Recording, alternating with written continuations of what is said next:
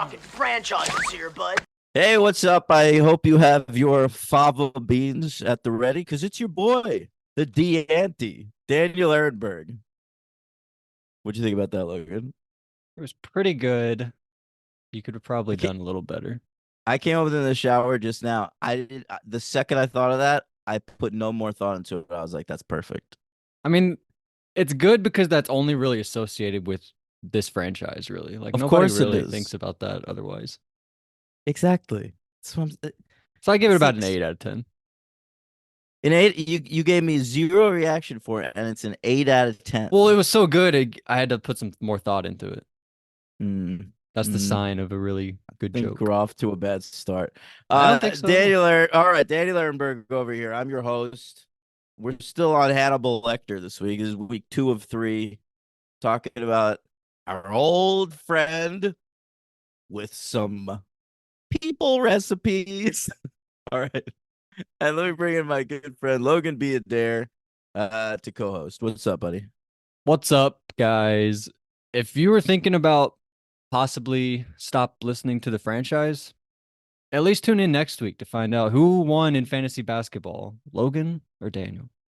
Logan did, because Daniel forgot to open his app like 6 days in a row, and It's that's on what day 2. happens. This is Tuesday. I didn't even open it yesterday. I didn't even know we were playing each other. Well, we're like tied. Don't worry about it. All right, all right. Logan, you're watching. This week we're covering Hannibal and Red Dragon, and you're watching these for the first time, huh? Yeah. I'm Logan, and you're watching for the first time. What? That was like a Disney Channel thing. Oh, Like that didn't Jesus really work. Christ. Yeah. So it's Ridley Scott doing Hannibal, and then the great Brett Ratner doing Red Dragon. But let's start with Hannibal, because what a fascinating trip to the theater that was. Um, okay. So basically what happens is Dino De Laurentiis and Martha De Laurentiis, the old married couple producers, they've had the rights to Hannibal Lecter since the book Red Dragon came out. Okay. They produced Manhunter. That didn't make money, but they didn't want to sell the rights. So what they did was, when Orion came with them to make Silence of the Lambs for Gene Hackman or whatever, however it was supposed to be at first, Mhm. um, they rented the rights to Orion.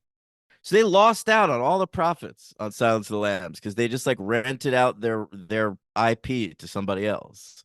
So now they're like, this must never happen again. Never again. Right. And they plant a flag in the sand, and finally in the 90s it all comes into play. Uh, Thomas Harris, the guy who wrote the first 2 Hannibal Lecter books, finally gets another one moving, and it's published in 1999. Before it even comes out, Dino De Laurentiis buys the rights for $10 million so that he can use his intellectual property to finally make a Hannibal Lecter movie that will make him some goddamn money. Hell yeah. He Um, deserves it. yeah, I agree. And to be honest, that's exactly how that shit turned out. This movie made a ton of money, and he did great. You were Um, there, it sounds like. I saw it. This and Red Dragon, the movies this week. I saw these in theaters. No other ones. And Henry loves Red Dragon, is that right? um, I don't know how much Henry loves Red Dragon, or how much he was placating the director of Red Dragon that he was meeting in person in front of me. Right. Well, I guess we could look at his letterbox to find out his true opinion, but He probably that's what gave I it always 4 heard or was that he was a something. big fan of this one. All right. Well, let's save that story for Red Dragon later in the Right, right, episode. right. Yeah, yeah. Um, but anyway, so they get the rights. Here's the problem.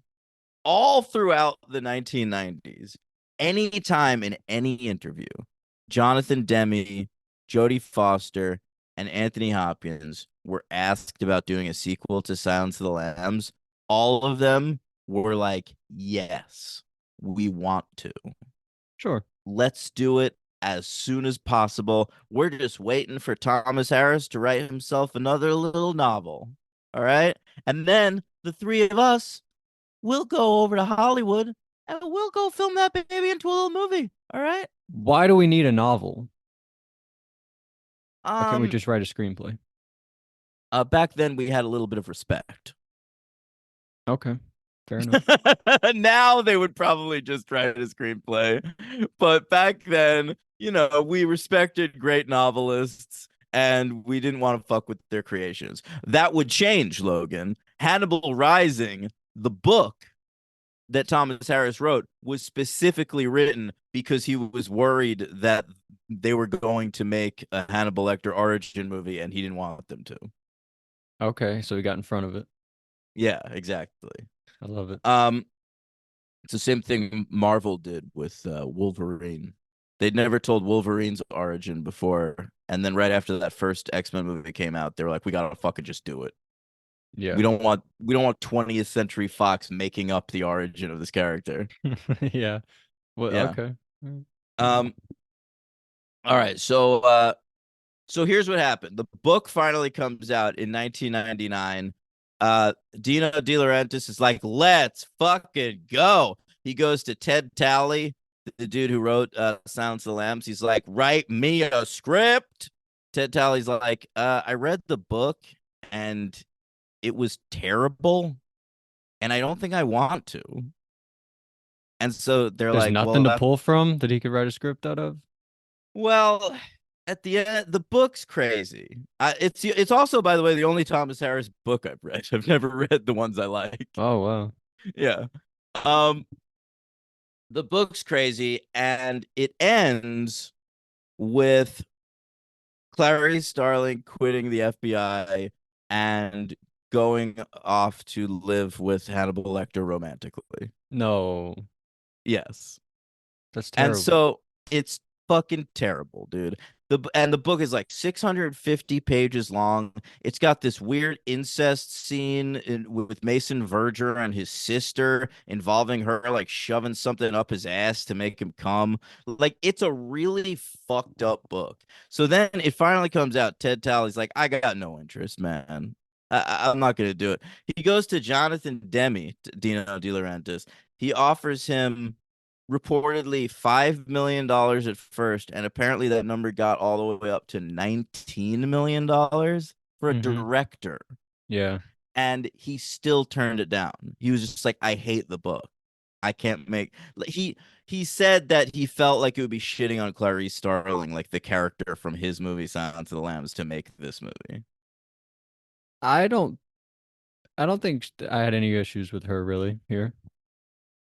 I think Ridley tempers her a little bit to the best of his ability, but it is a very different character. Um, A in little in bit. the book. Um. Anyway, so they couldn't get Demi or Ted Talley, so now they're in like a rough place. They don't know what to do. Anthony Hopkins, he's cool. He signs right on, right? But then they offer it to Jodie Foster, and again, Jodie Foster, who like as recently as 1997 in an interview on television had said, I really want to make a Silence of the Lambs sequel, reads the book and is like, I'm not fucking making this movie. They're doing this based off the book, not even the screenplay, which I think is crazy. Well, they don't have a screenplay. So they just make And this movie based off the book. Thomas Harris was a big enough novelist at this point, though, where he had it in his contract that you had to be like relatively faithful to the novel. You couldn't change the story. So they were always going to be adapting this book. Right. Right. And it was just like all the people that liked the book Silence of the Lambs just didn't like this book. So like they just stayed away from the movie. The only one they were able to get to sign on was Anthony Hopkins, but that was fine as far as Dino De Laurentiis was concerned because he supposedly said like that's the name. If I don't have Anthony Hopkins, I can't make this movie, but if I do, I will. I understand them not wanting to do it. It's very like sensationalized and like a Lifetime type of movie. But I think not to spoil stuff too much, but I think compared to Red Dragon, where I was just a bit bored by the whole thing, I kind of like Hannibal. Thinking back, Well, Red Dragon, all it is an excuse to do the Manhunter story, but with Anthony Hopkins as Hannibal Lecter. right? And I think maybe I would have liked it if we hadn't just seen the other one last week. But Yeah. I was pretty bored. I got to be honest during Red Dragon. Yeah, well, guess what? It's a much more boring version of that story. Um, Right. but Hannibal is anything but boring. It's just sort of like you go along with it or you don't. I go along with some shit in it, but it sort of loses me in the last like 40 minutes. It's a lot of the movie. By the way, I Yeah. did not know that was Gary Oldman. Yeah, well, he's not even credited in the movie. Yeah, there's like conflicting stories over why he's not credited in the movie, but supposedly he wanted prominent credit, like top two billing in the movie, and Dino De Laurentiis was just like, "Well, the movie is called Hannibal Lecter, and fucking Clarice Starling's in it, so you're not going to be one of the top two billed actors. I'm fucking sorry." He's And so, probably like, third though, right? he's not billed. Oh, okay. He refused to be third billed, and so he decided the only way he would do the movie is if he did it unbilled, and that would be interesting because he's under all that makeup and shit. That's Gary true. Oldman has to make it interesting for himself. Yeah, I kind of like it. I can't. I'm not gonna complain. I think it's silly that he's not credited. Like they couldn't do and Gary Oldman as this fucking weirdo. I mean, it's stupid that he wanted top two when there's clearly like there's never been a more clear top two than Hannibal Lecter and Clarice Starling, basically. And but I kind of like that he's like, well, I'm so cool that I want to go uncredited. I kind of like that. Yeah, fair enough. Um, it's like Don Cheadle in Ocean's 11. I didn't know that, but Yeah, yeah, he's weirdly uncredited in that movie. Um, all right, so we don't really have a movie, right? In the story that I'm telling you right now, it's right. only Anthony Hopkins. All right, what are we gonna do? Well, fuck it. Let's go to Ridley Scott. So he goes to Ridley Scott, and Ridley agrees because Ridley will do anything. And he had a rough 90s, not so many hot movies, but you know what he was making when they asked him to make this? They asked him, he was on the set of Gladiator. So it was like Ridley's career was right about to turn around. It was Yeah, going to get real good soon. yeah, And exactly. yeah. So fucking not only that, but they get David Mamet to write the screenplay. That's a big boon for them. Hmm. But then David Mamet writes one draft of the screenplay. Everyone fucking hates it. It leaks on the internet, and all the internet nerds give it bad reviews. That's And hilarious. yeah, and so David Mamet was like already set to like make his own movie in 2001 or whatever. It's probably Heist with Gene Hackman, and they just decided, let's we'll give him credit, but let's get a writer. So they replaced him with Steven Zalian, who Yeah, is, you those are know, two huge he's, names. oh yeah. I mean, this is a big deal project. The Yeah, you budget you for gotta this think was this is gonna be really good when you get Mamet, Zalian, and Ridley Scott. When you hear that, you gotta be thinking have high hopes, right? the budget for this movie was $87 million in Wow, 2001. Like this was a big movie, of course it is. enormous. It's a sequel to Um, Silence of the Lambs. I know. Okay, so who do we get to replace Jodie Foster? That's important, right? So Course. what they had a short list of names, and what ultimately ended up happening was Anthony Hopkins asked if he could have any say on the short list, and they were like, "Why not?" So he looked at it, and the name he chose was the one they went with. Who tell me who else was there? All right, so this was the list: Julianne Moore, obviously, that's the one they went with. Kate Blanchett, I don't like it. Angelina Jolie. She's too imposing, right? Blanchett? Blanchett, maybe. Yeah. I think she might have Jolie. been able to do it actually. No, Like no, no. I don't think I so. don't think Blanchett could play Silence of the Lambs Clarice Starling, but maybe like pissed off, like tired 10 years later Clarice Starling. I think Clarice is supposed to be like really like small and minute. Is that a word? But I I think think. that was in the first movie. What, she had a growth spurt at I don't 30 know. In years this old? movie, she's like gets capped 5 times in the chest and like shoots a lady in the head. She's wearing a bulletproof vest, Yeah, I know, but right? she stands up to I thought that was actually kind of crazy too. it. But I don't like Blanchett. I don't like Jolie. What else you got? All right. Gillian Anderson. Who is that? Fucking Scully from the X-Files. Oh, she would have been good. I kind of think. Hell yeah. I don't really know her too well, but she would have been cool. Well, listen, Scully, if we're being honest here, when she was introduced as a 24-year-old FBI recruit hired to like keep like Mulder in check, that was a Clarice Starling ripoff. So, I mean, Gillian Anderson had experience. She'd already played Clarice Starling on television for about 6 years. So, like, Is she this would have like been great. Veronica Mars? Is Veronica Mars a little bit like Clarice Starling? No, Veronica Mars is Buffy. Oh yeah, we've talked about that. Yeah. Right. All right. Here's a couple other names for you. Hilary Swank. Yeah, would have been pretty good. She would have been like her Insomnia character a little bit. Probably, yeah. How about Ashley Judd, who probably would have Yeah, been she would have been her. good. She would have been doing her. What's one of her cop movies? Weren't there like Heat, a million?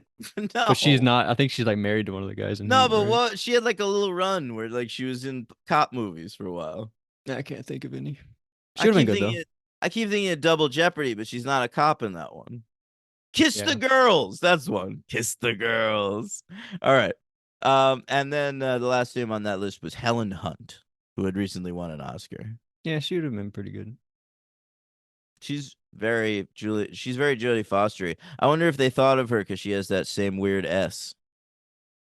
I guess so. I do think they Yeah. went with the right choice. I do think Julianne Moore is the right choice. I What do you don't. think? I don't feel that she's playing Clarice Starling. I think I Julianne don't see Moore how is not. good in this movie. I don't feel the character. I do.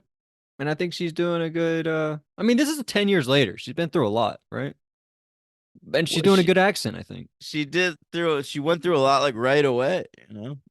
I feel like Clarice Starling's career almost never got off the bricks because like her first case was so fucked up that she's like it's gonna torture her for the rest of her life. But it made her famous, which is good. Yeah, yeah, she's like minorly famous. Um, all right, who else? Oh, so that was that.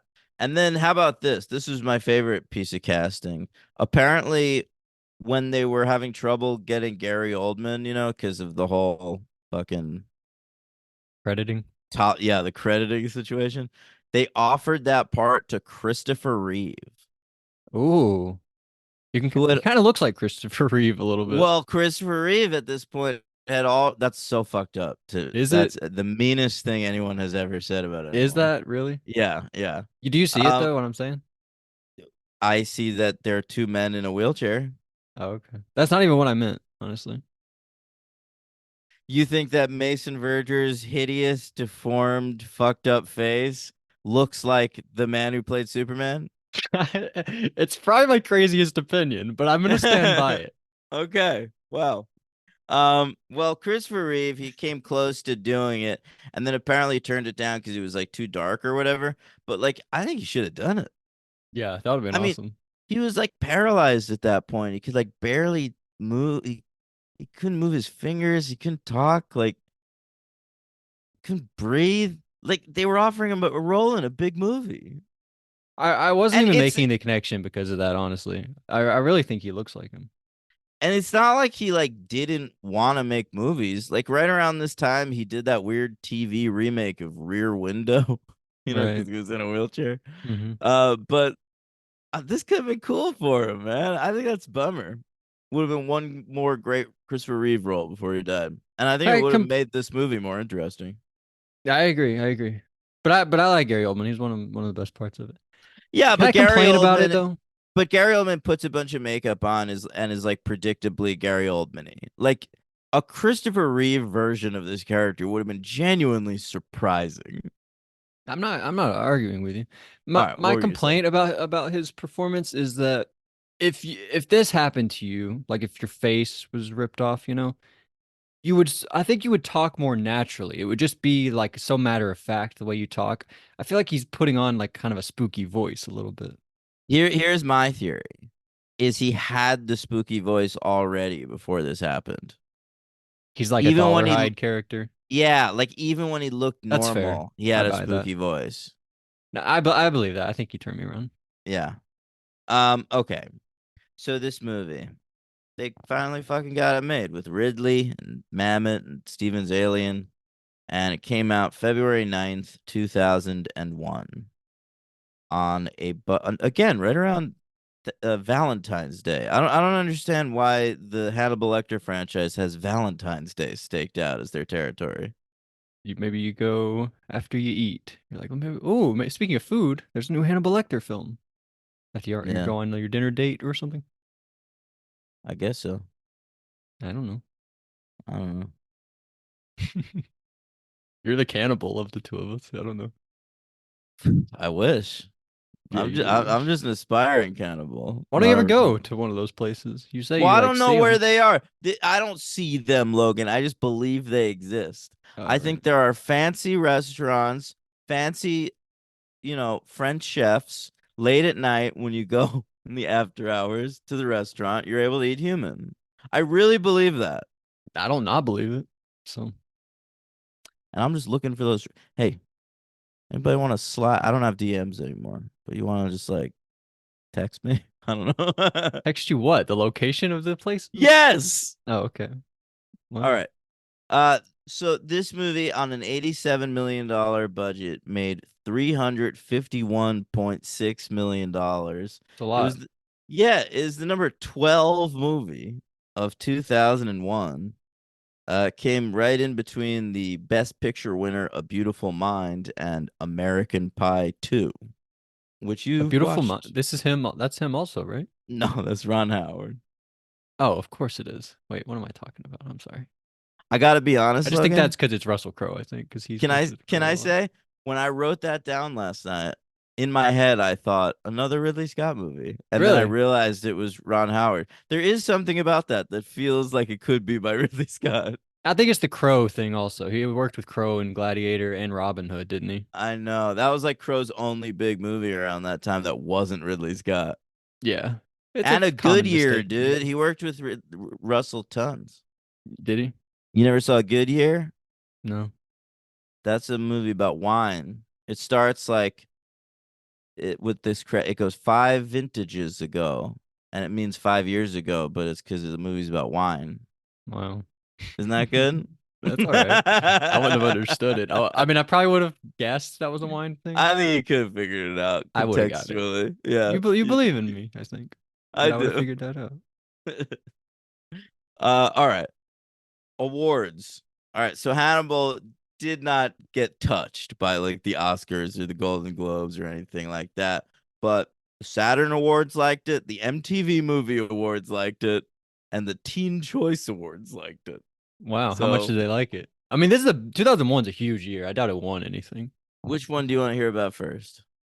Let's go with the Saturn Awards. So Saturn is between Uranus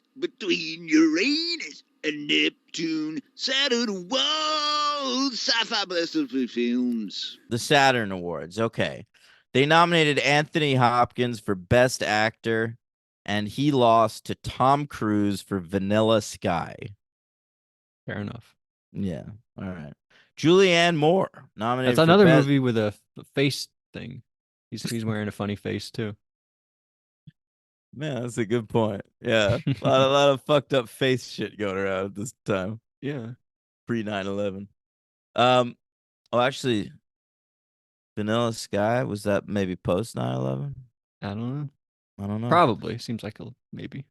Anyway, Julianne Moore was nominated for Best Actress, Wow. and she lost to Nicole Kidman for The Others.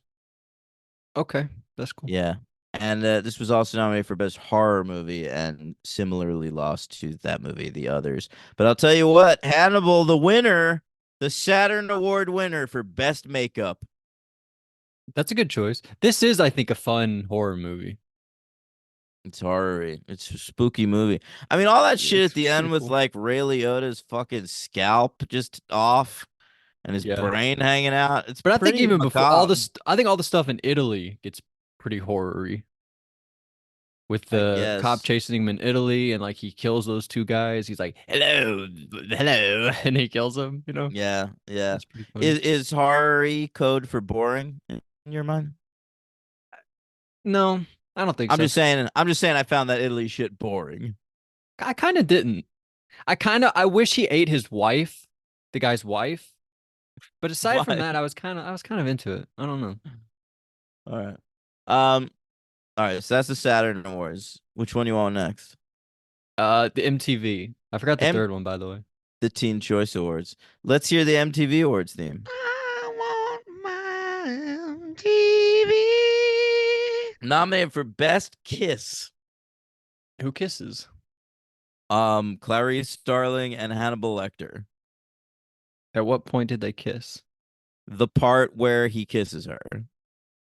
Oh, that's You really remember gross. that? That I was should like have a remembered really that. important part of the movie where these characters that should never kiss. You mean like what happened in The Rise of the Skywalker? Who kissed in that? Remember Rey and Kylo Ren kiss each other? I felt like that wasn't supposed to happen. We don't Why talk about Star they Wars. had that psychic link. Remember that though at the end of that movie? I remember so little about You're that lucky. movie. I gotta say. Yeah. Kind of remember a lot. I just remember the line, somehow Palpatine has returned. No, I think it's One of the funniest lines of dialogue in movie history. oh, they say that? Somehow Palpatine has returned. All right. Sure. Somehow they said it. Somehow it happened. I buy it. Fine. You told me. All right. But best kiss, these two, they lost to Julia Stiles and Sean Patrick Thomas. Is that the name of the guy? I shouldn't What? have tried to say their names. The two from Save the Last Dance. John Patrick Flannery? No, Okay. that's an Irish guy. Sean, I don't this know. would be a black guy. The whole point of Save the Last Dance was that it was, a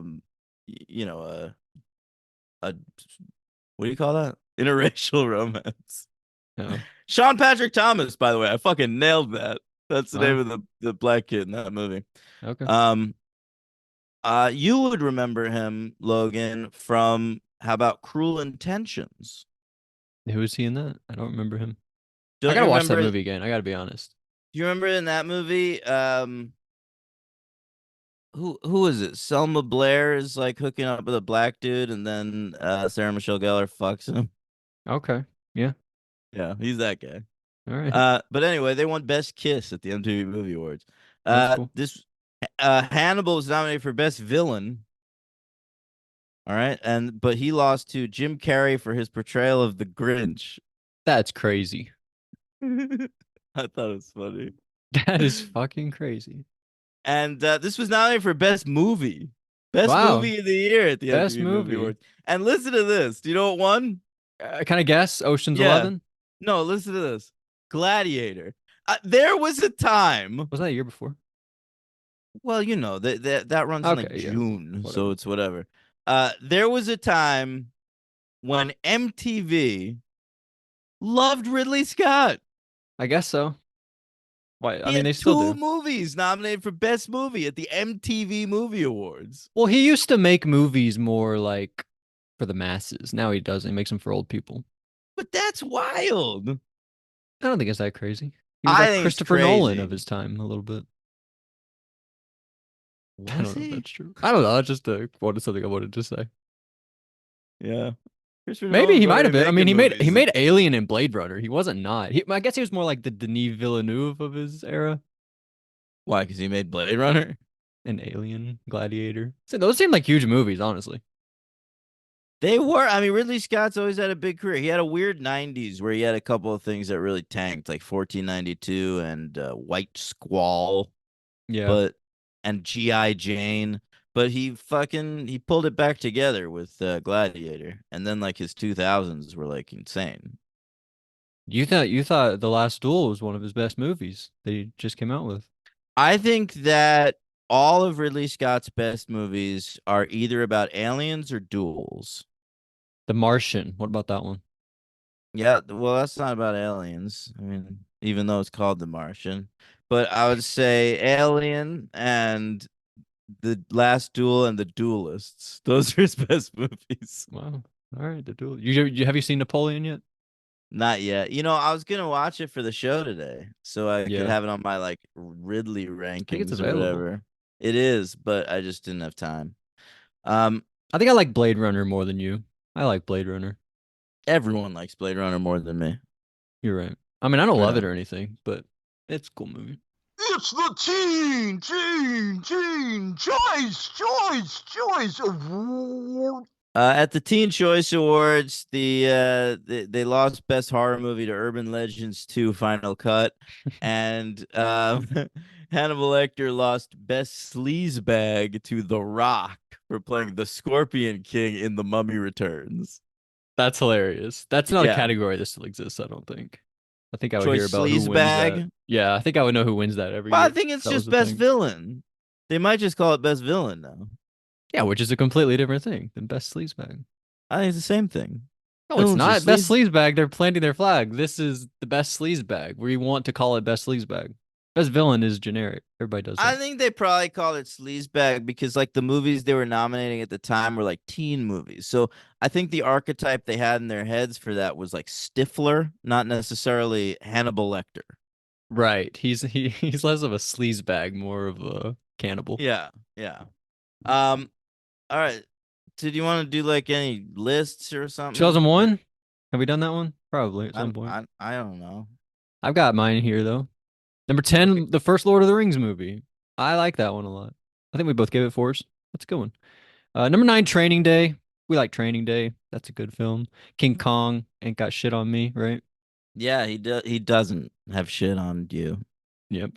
8, Vanilla Sky. Turns out I like that one too. That's pretty good. That's one of my favorite Kurt Russell performances Yeah. in Vanilla Sky. 7, Lovely and Amazing. Shout out to that Great movie. film. 6, The Royal Tenenbaums. That's gonna Tenenbaums. That's gonna be your number 1, I think. 5, Yep. Ghost World. Shout out to the D Train. Number 4, Monsters Inc. Can't wait to I think we should have Tim on when we do this because he's of the opinion that Monsters University is better. Yeah, I I think we gotta know. have Tim And on that I've never seen Monsters University, but That's crazy. That's an outrageous opinion. That's a really fun movie. It's one of the better sequels for sure, but it's no Monsters Inc. Number 3, Ocean's 11. Number 2, AI, artificial intelligence, and number 1, Wet Hot American Summer. Nice. All right, I've got some honorables. 2001's a pretty great year, so I'll just toss out there that you didn't mention: The Deep End, Fat Girl, The Pledge, In the Bedroom, Baby Boy, The Piano Teacher, Gosford Park. Haven't seen But it here's yet. my top 10. Here's my top 10. Number 10, Y tu mamá también. Alfonso. Yeah. Number 9 is Lie. Okay. With Brian Cox as a child molester. Mhm. Number 8, The Man Who Wasn't There by the Coen Brothers. Number 7, Lovely and Amazing. Number 6, 13 Conversations About One Thing. I knew that was coming. Film I once recommended Logan. He gave it 3 to. Number 5, Ocean's 11. Number 4, Ghost World. Number 3, Mulholland Drive. Mm-hmm. Number 2, The Royal Tenenbaums. And number 1, Wet Hot American Summer. I feel like you've changed that in your life. I feel like at one time I remember you saying number 2, the best comedy, Wet Hot, and then you were like, oh wait, number 1 is also a comedy, Royal Tenenbaums. I remember you saying that one time. So this is a change that you've made in your life. Yeah. I do remember when Henry and I had our lists to Tenenbaums was #1 on that. Maybe you just feel more comfortable putting Wet Hot #1 with me. Like if it was #1 with Henry, you'd have to explain a little more. So you're like, I'll just put it at 2, put Tenenbaums No, at but 1. I'm an asshole. Like to me, like I would have done it just to fuck with Henry. That's true. But like it's just something I say that Wet Hot American Summer is my favorite comedy of all time so consistently that it feels crazy not to have it at #1 for whatever year it came out. Yeah, that does seem crazy. Yeah. All right, so that's the 2001 list. You want to hear my Ridley Scott rankings? Yeah, how many do you have? Like 12? 25. One, there's no way. Are these movies? These are all movies. I He's didn't made a even lot of know. movies. All right, go ahead. All right, I haven't seen Napoleon yet, gang. And there's a couple I haven't seen, but I've seen most of them. Number 25, his worst movie, 1492, Conquest of Paradise, about Christopher Columbus. Terrible. Number 24 is Someone to Watch Over Me from the late 80s. It's so small. It just doesn't feel like one of his movies. Number 23 is that Robin Hood movie. Sucks. 22 is Kingdom of Heaven. Everyone says the director's cut is better, but I'll never see the director's cut because it was so boring and it can't be that much better. Number 21 is Body of Lies with Leonardo DiCaprio and who else? Russell Crowe. That's another Russell Wow. Crowe Ridley joint. But yeah, I only remember Leo because he's so bad in that movie that it's memorable. Number 20 is A Good Year. I saw that movie probably 15 vintages ago. Number 19 on the list is Hannibal. Oh, no. Yeah, I don't like this movie. Number 18 on the list is G.I. Jane. Wow. Do you remember that's Yeah. the thing that got Chris Rock slapped? Remember that? G.I. Jane? Yeah, remember he called Oh, that's Jada right. J.I. Jane. Good stuff. Good stuff. Number 17 on the list is House of Gucci. Oh, House of Gucci. I gotta watch Yeah. that.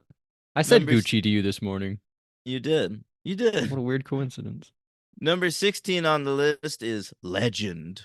Legend. Oh yeah, is that Tom Cruise? Yeah, he's in there. Yeah. And Tim Okay. Curry is a big devil guy. Number 15 on the list, The Martian. Mm-hmm.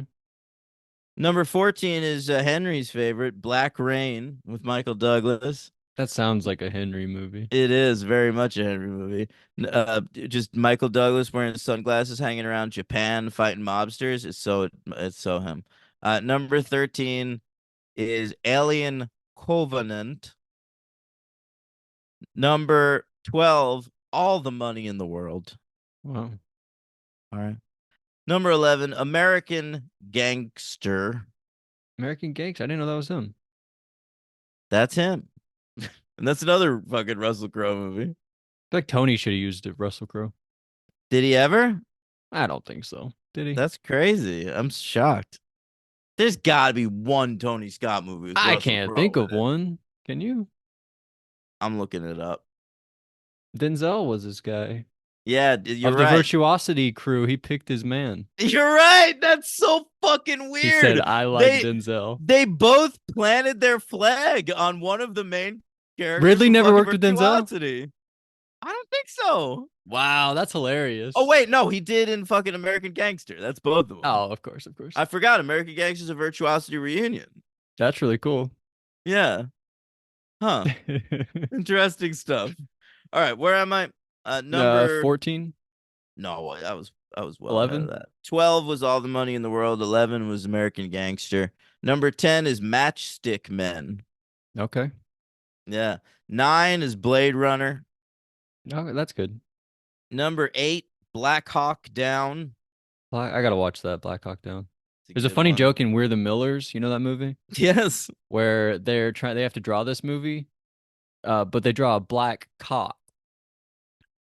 I kind of Like remember that. it's like Pictionary, but they draw a black cock or Black Yeah. Hawk Down. That's always how I think of that's how I make fun of dudes who are really into the Chicago Blackhawks. I'm How like, you black cocks? yeah, That's you funny. love the Blackhawks? That's hilarious, dude. Yeah. Thanks, bro. Oh. I've been doing that since probably I was like 13, so still hanging in there, still nailing it, still a great joke. That's so funny. Number 7 on the list is Thelma and Louise. Number 6 on the list is Gladiator. And here's his 5 best movies. I Wow. say 5 Prometheus. Prometheus. Whoa. Yeah. Didn't expect it this high. I say 4 The Counselor. Okay. All right, with Fassbender and Brad Pitt and shit. Cameron Diaz. Penelope Cruz. Number 3, The Duelists. Wait, Number what 2, was that other one you said? I'm gonna add that to my list. Whatever that was What? sounded good. The Well, number 4, Counselor. number 5. Yeah, that sounded good.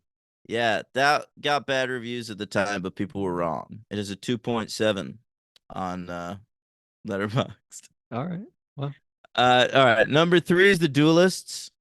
yeah. Number 2 is The Last Duel. And number 1 is, of course, Alien.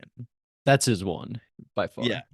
His masterpiece. But when he dies, it'll say Alien Blade Runner director. Yep. Those will sure be the 2 he'll be remembered for. Or Probably Gladiator. Gladiator. Yeah, Top, that was a bit. that's a really great top 3, honestly. Pretty iconic top 3. Oh, I mean, he's had a career second to none. I mean he's a first ballot Hall of Famer director. For sure. Yeah. Absolutely. All right. So, how do you feel about this movie straight up opening on the character that you didn't notice when we talked about him last week on the show, and then said he Barney? was super creepy? Yeah.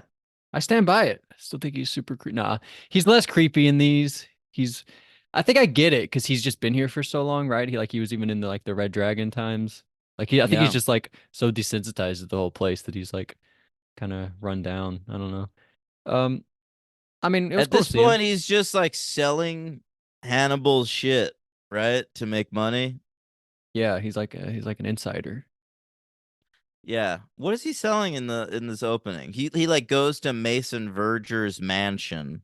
This is the Frankie Faison character, and he like sells Mason Verger something that once belonged to Hannibal Lecter.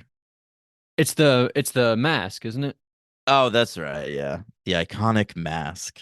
Right. And his assistant in that scene is played by Zeljko Ivanek, who was if you watched a television show between the years of 2002 and 2010, Logan, you saw this guy. He's his like caretaker. Yeah.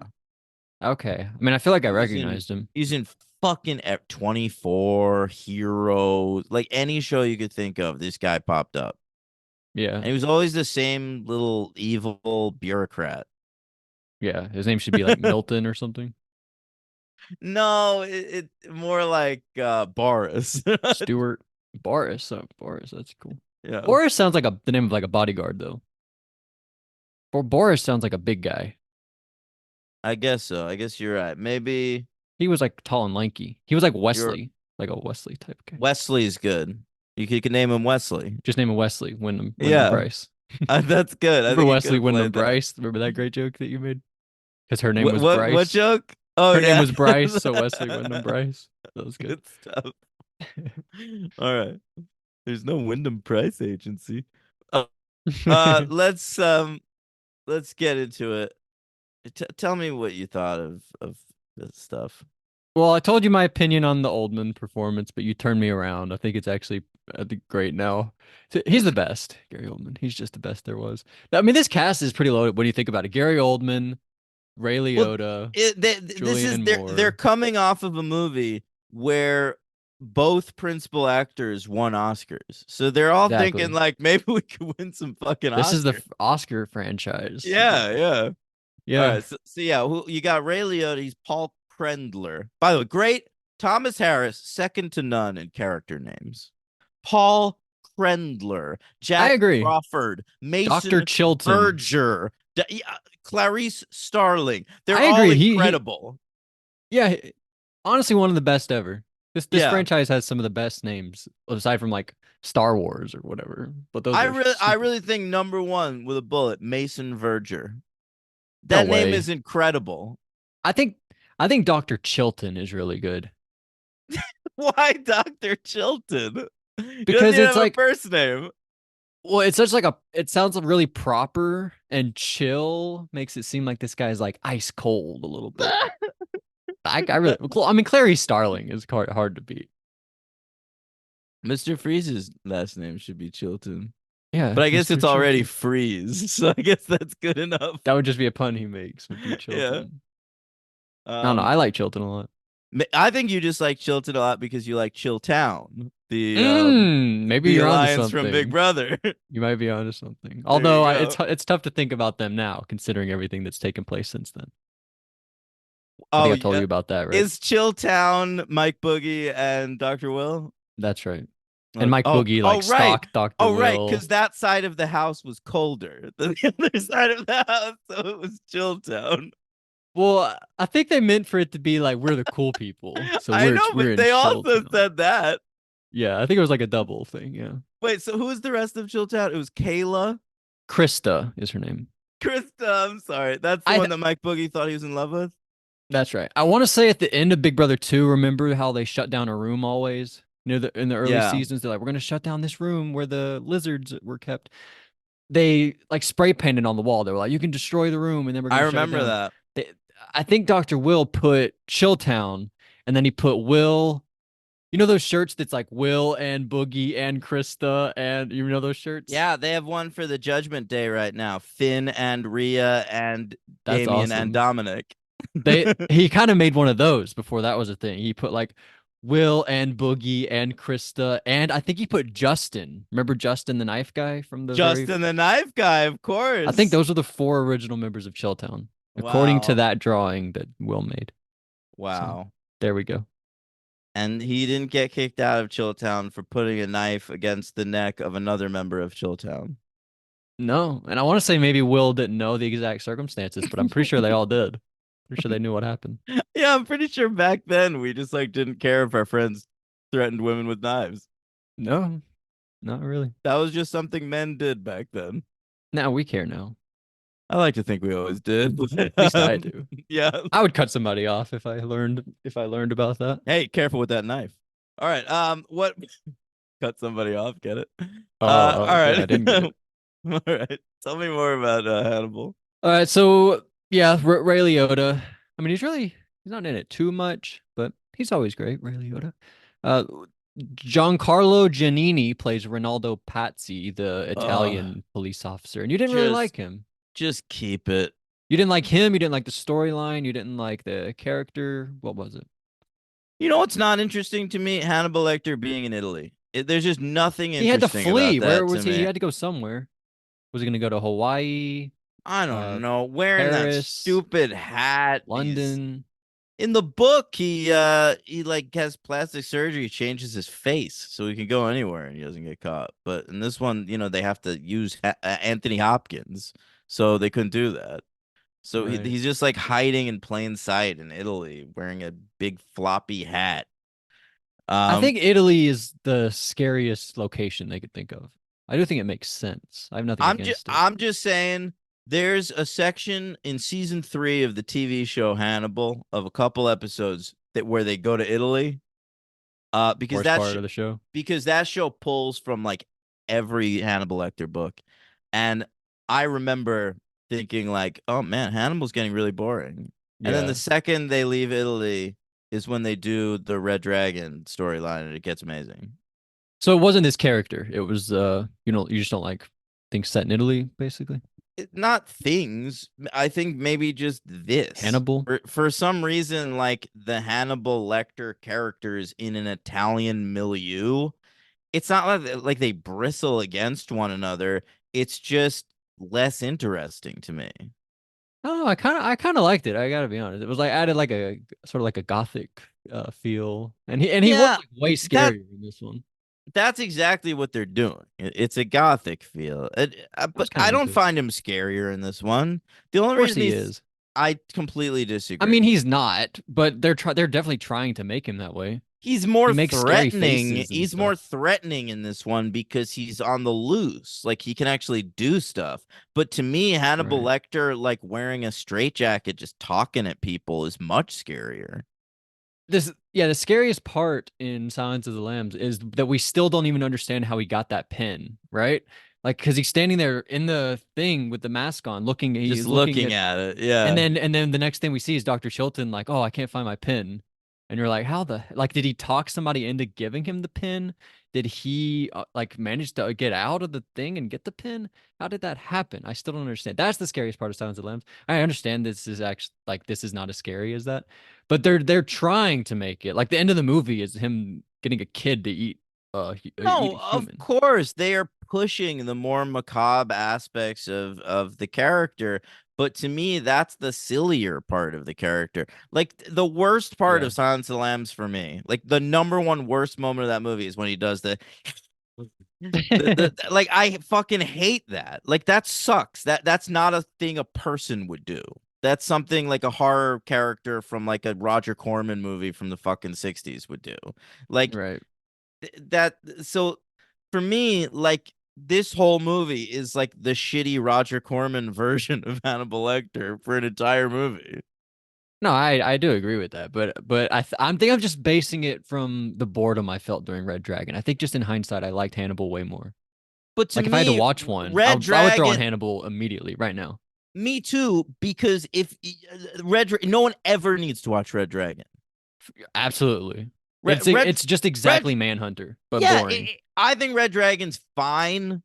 I think in some ways it's probably a better movie than Hannibal, but I would absolutely rather watch Hannibal again because Hannibal's at least an original I'd watch it story, twice and before I watch Red Dragon again. Red Dragon is to me a clearly worse version of Manhunter. Like if you really, really have it in you where you're like, I love Anthony Hopkins as Hannibal Lecter, and I want to watch the Hannibal Lecter trilogy with Anthony Hopkins.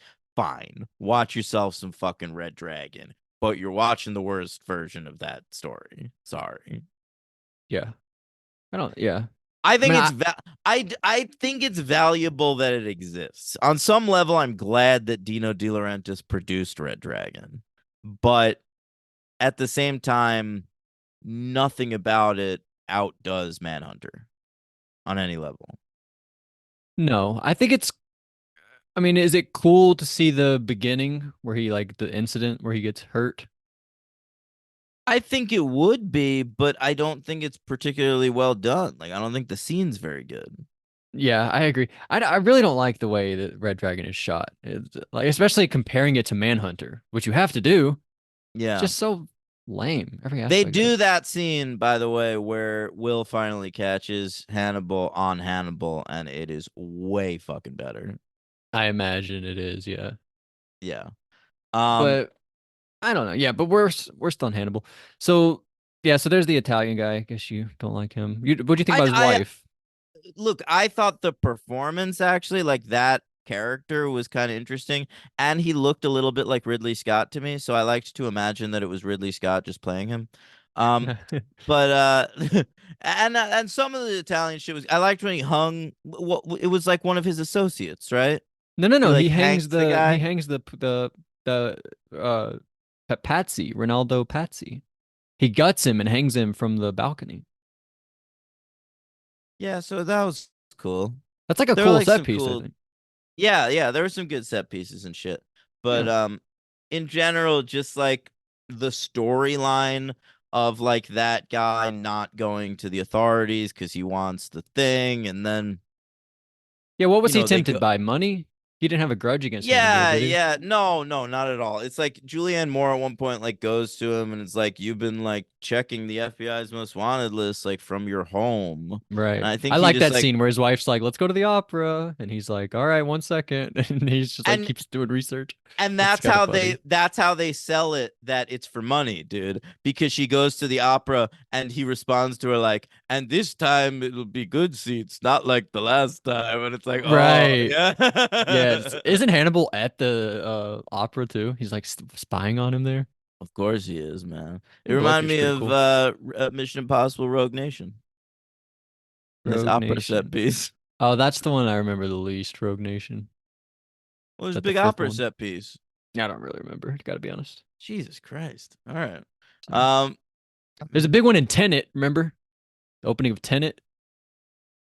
I think you know that word is the same backwards as it is forward. you know what they call that. It's a palindrome. Very good. Yeah. Thanks. Yeah. I knew that. Tenet opens pretty cool. I think that's like at an opera or something. Anyway, so you don't like Clarice? I don't know. What do you think about the beginning? Big action scene at the beginning. Do you like that?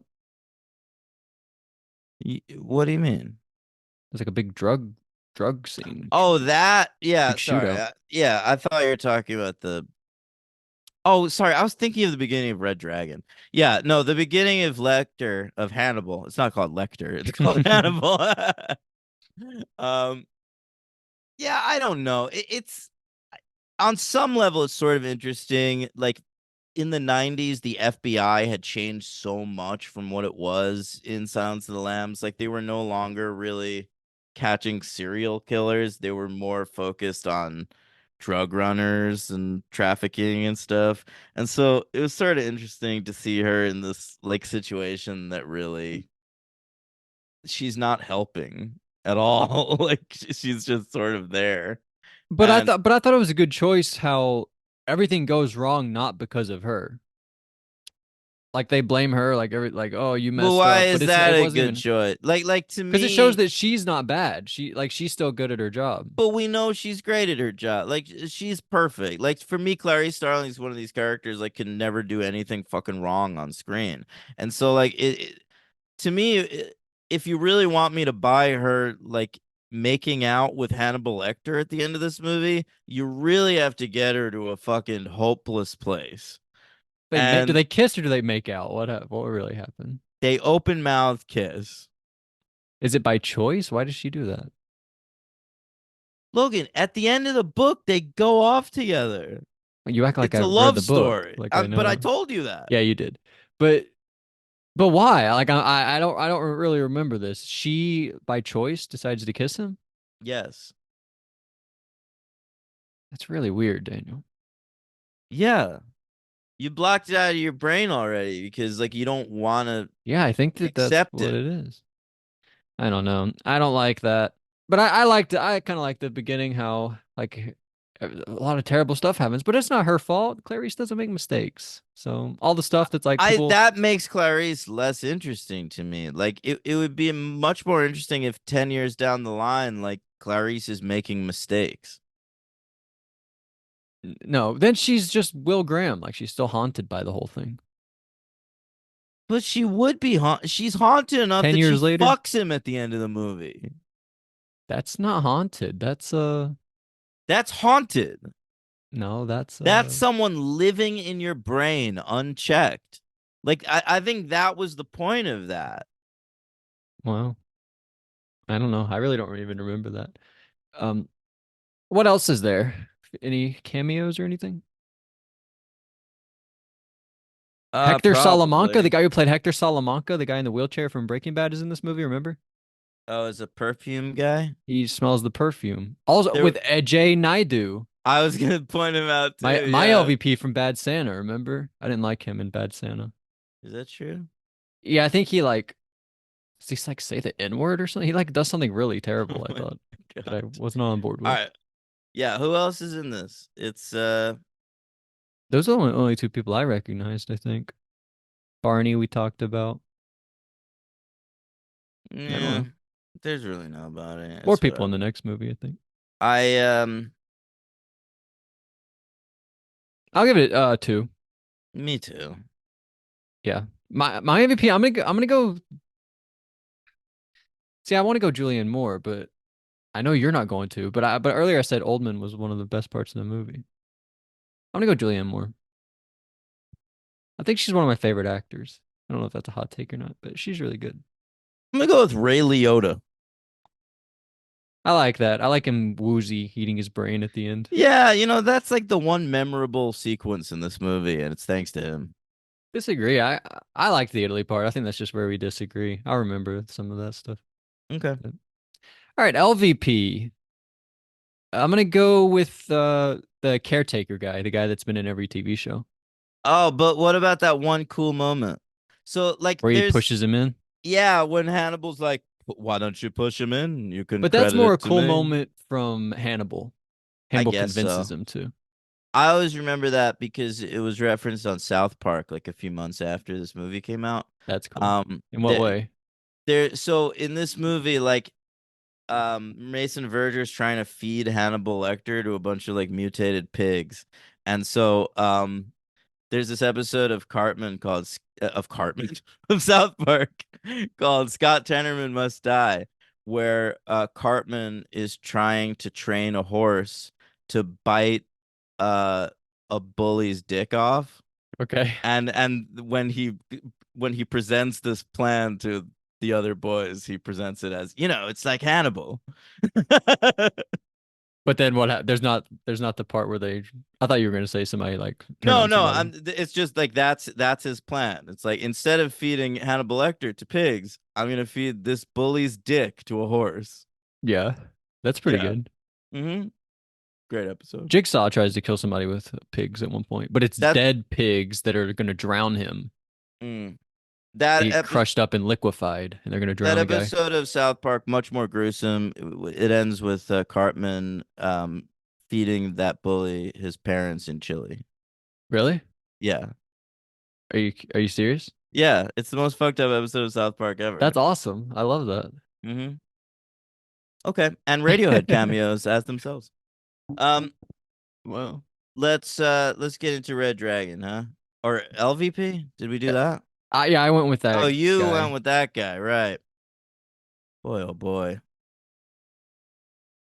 I'm looking at the field here. It's just a bunch of Italian guys. I give Italy the LVP. Oh, come on. That's crazy. Yeah, the country of Italy. Is All right. that okay? We have a great big audience in Italy. You sure you want to do that? Guys, you have a beautiful country. Keep it out of my Hannibal Lecter movies. Oui. Is that a thing they say there? Right? Am I wrong about that? Maybe. I don't know. Oui. I don't know. So yeah, I'll go with the Pazzi family. The Pazzis. Oh, come on. They're just a nice Whatever. family that want to make a living. Nah. All right. Red Dragon. Let's get into it. I like his hair. Love his hair. Whose hair? Ed Norton's blonde, beautiful hair. Oh yeah, he does have beautiful blonde hair in this. All right, so we're gonna make another movie, right? Hell yeah. This movie made a ton of money. Dino De Laurentiis, he still got the rights to fucking Red Dragon because he made Hannibal all these years ago. He's like, God damn it, I can make some money off of that book now. Let's do it. So they do it. They get Anthony Hopkins involved again. They pay him a shit ton of money. I think like $10 million, something like that. And then they get Brett Ratner to direct it, and they get Ted Right. Talley to come back. That's a big deal. He comes back to write, the dude who wrote Silence of the Lambs. What had he done, Ratner, up at this point? Few Rush Hours. He'd done 2 Rush Hours. He'd done Money Talks with Charlie Sheen and Chris Tucker. Mm-hmm. He'd done maybe The Family Man with Nick Cage. Oh wow, he did The Family Man. Okay, Yeah. Yeah, I remember that. and then this one. Yeah, so he had done that. Yeah, so and then he did this. So Brett Ratner. He'd also should I committed just- a lot of crimes by that point, probably. Yeah, We don't have to talk about it, I guess, unless you want to. Can I I want to tell the story because like right. I mean it was about this movie. Yeah, you flat out told Yeah. him this movie sucks. Kind of. So here it is. My former co-host Henry Papali. We were at Barnes and Noble where we both worked in Union Square in New York, and we here's what it was. He was ringing someone up at the register. Okay, I was leaning on the counter next to the customer. All right, facing away from Henry. Right. All right. So Henry, all I hear is he says, Red Dragon was a great movie. So without even thinking, I turn around and said, it was okay. And he did not like that. And there was a palpable silence, and Henry introduced him to me as Mr. Ratner, and just like nodded at the screen he was working on because it had like the credit card information for, it was like Brett Ratner. He was Like I was being able to so see his subtle. name. Yeah. And he was standing there, Brett Ratner, with a model that was like probably 2 feet taller than he was. Wow. And he was buying some classic movies, and The butterfly effect, right? probably that was Billy Joel. And then Yeah. I apologized to him. I said, "Oh, I'm sorry, man." Yeah, it was fucked up, and he Said didn't it was all right. acknowledge. You didn't say it sucked. I know, but he still like seemed like furious. And then he did a little thing with his hand as though he waved me away from existence, as though I'll never think about you again. And then I yelled at him, "I liked the family, man." And that was the end of our interaction. How can you get that upset when you are a millionaire and you're like talking to people working at Barnes and Noble? Some of these men, Logan, are so fragile. Yeah, I understand. Yeah. Like, I mean, I'm a nobody. I'm less than nobody. I'm working at the cash register at a Barnes and Noble, and this guy has it in him to like get annoyed with me. It's crazy. Yeah. So do you Um like this more or less than you did then? Less? you know what is a great review of this movie? It's okay.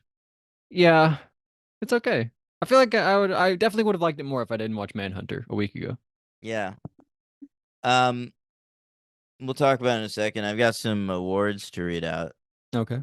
Saturn and Teen. The MTVs didn't like this one. Which one do you Wow. want? Saturn. Saturn Awards, they nominated Ray Fiennes for Best Supporting Actor for this film.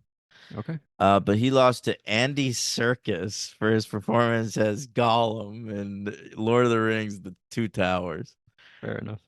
Emily Watson was nominated for Best Supporting Actress for this movie, but she lost to Samantha Morton for Minority Report, where she played like one of those people that could see the future. What do they call those? They're The called Oh, what's it Re called? Ricos. No. Rico. What? Is it? Eco. Should I look it up? I'm looking it up. It's gonna Okay. drive me insane. Precogs. Precogs, yep. Precogs. All right. So the Saturn Awards also nominated this for Thriller of the Year. They moved the category. It's been horror the last couple of times, but here it's Thriller. It lost to Road to Perdition. Okay.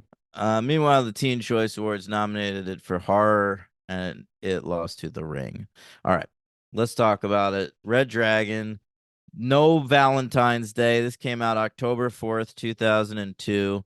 Can you believe that? Oh, like a year and a half after Hannibal. That is so fast. I mean, Lord of the Rings was doing them every year. Lord of Harry the Rings Potter. shot them back to back, motherfucker. This is Yeah. crazy. To do Silence of the Lambs in 1991 and then Hannibal 10 years later and then get another Hannibal Lecter movie off the ground in less than a year?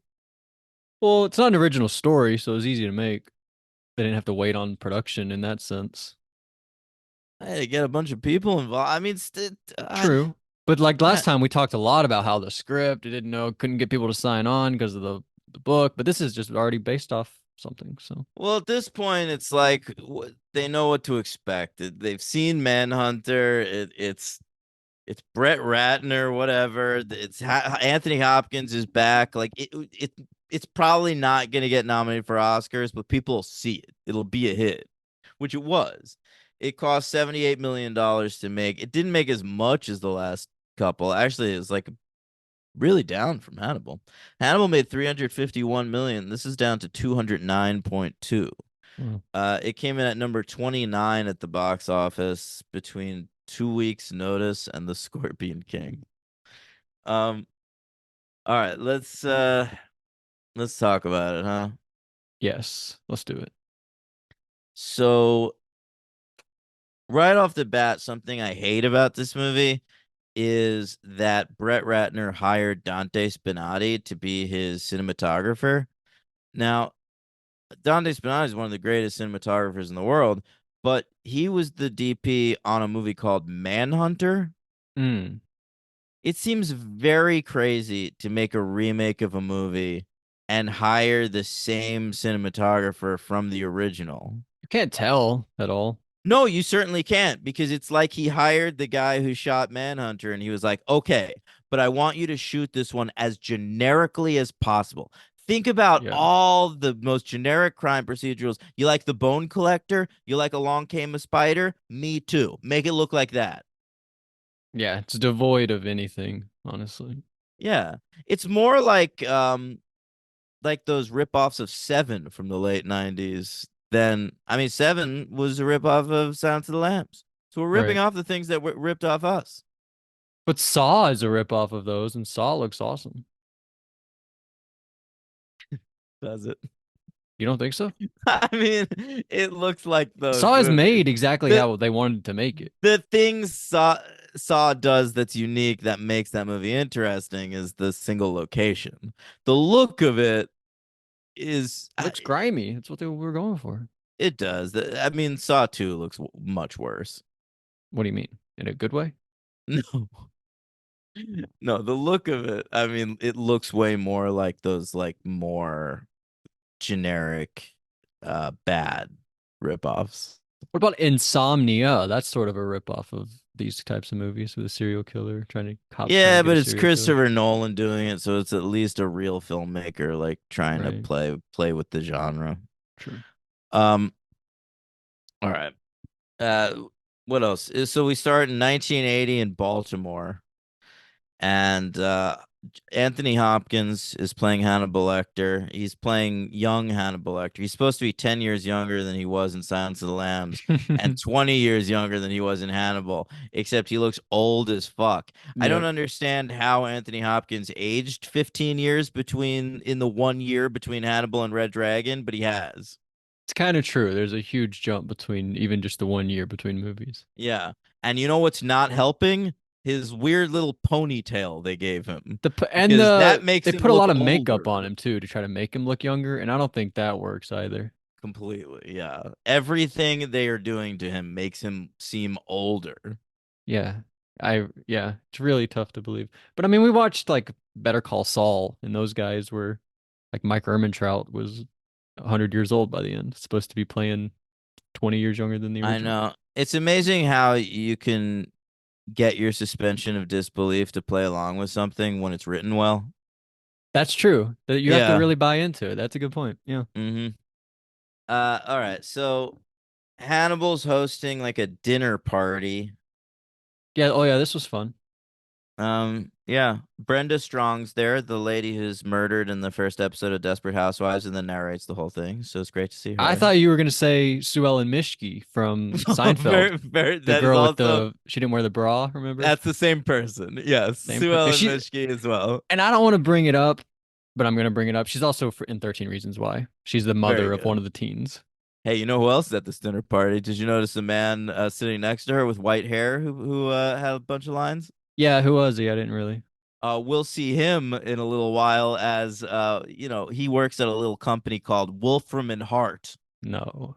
Yeah. You're spoiling me on an upcoming character? Yeah. All right. I mean, just that he exists. Well, we haven't. I mean, that's kind of a spoiler. We haven't met a new Wolfram and Hart character in a long time. We've had the same like four people. Well, we're gonna meet some more. I didn't know that. I guess. Yeah.